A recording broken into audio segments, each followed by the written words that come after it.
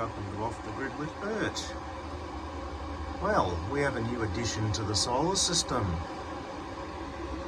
A dedicated MPPT Charge Controller made by Growatts to match my Growatt 5000 ES. Now there's very little information about these solar controllers on YouTube or Google, so I thought I'd do a short little video on it. Right, purchased it yesterday and just installed it, and it was a bit of a trick to get the communications working, but I've since found that the step or the order that you will turn these machines on is batteries first, inverter second, charge controller third, and then the communications will automatically sync up. Now we can see our battery voltage, how many amps are going into the batteries and charge, how many watts are going into the battery. Not sure what that one is. I'm yet to work out what this symbol is here. I'm hoping it's not a, it's supposed to be a 4 or something and it's missing, I don't know. The build quality of it seems to be pretty good, but certainly not perfect. Anyway, there's our array voltage.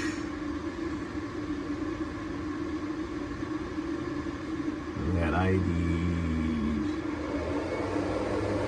Yeah, I'm not sure why that just dropped down and then goes back up. I think it might be just the MPPT side of things trying to find the sweet spot. You can see what our amps are again, so pretty much back to the start of the cycle. Not sure why that's bobbing up and down like that, it's a bit weird. But anyway, the beauty of this charge controller is you can put Growatt's Wi-Fi dongle into the bottom. On the bottom we've got our solar input from array number 1 and number 2. If you so desire to have a second array connected, it will allow you to do that. And then we've got our main battery or charging leads out to the system. On the side we've got an RS port for comms and a BTS port, but Growatt have got no information about what that BTS port is to be used for. Generally on the ES5000s you connect that to a second inverter if you're running a group of inverters, but yeah, this one, no idea what it's for. There's the parameters. Now one thing that trips people up with these is the 250 volts DC is your combined maximum open circuit voltage. So if you've got 2 arrays connected, you add the 2, I think it's like 140 or 150 volts or something.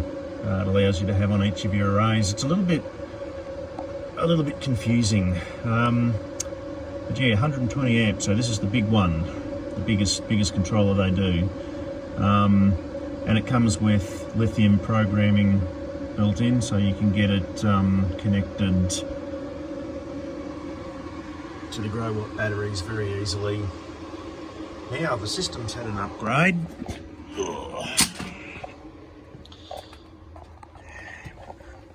So these batteries are also made by Growatt, and we've got 4 of them here. They're 4.8 kilowatt hours each. Daisy chain configuration, although I would prefer bus bars and may look at that down the track, but they seem to be working fine with daisy chain. And this server rack has got the ability to handle another 3 batteries. I think you could get in there pretty safely. But yeah, everything's been correctly done. So we've got our earths connected, our comms cable neatly cable tied on the side there to keep it from getting damaged in the door when you close it. Here's the details of the battery for anyone interested. So yeah, not a bad battery. These are only recently available in Australia, so I'm not sure if you can get these in the United States or United Kingdom yet, but keep your eyes out, because so far these batteries have performed very well. They work great. I've got about 18.2 kilowatt hours here, but I will be adding another 3 down the track, but at 2,500 Australian dollars each. They're a bit expensive, so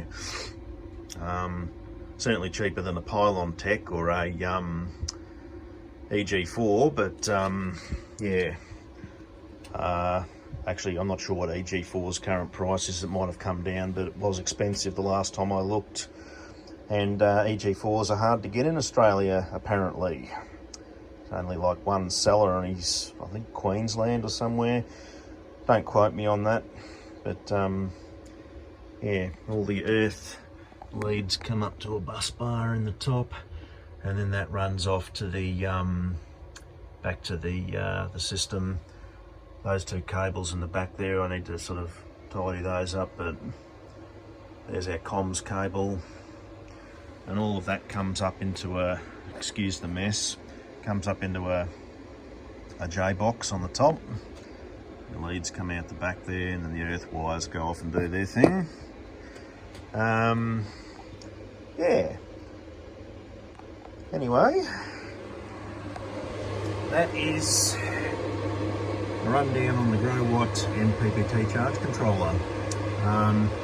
One other video on YouTube about this, so just do a search on the MPPT Growatt Charge Controller and the other guy's video should come up. He's got a smaller unit, it's only got one solar input, but same thing, you know, with the controls are all exactly the same.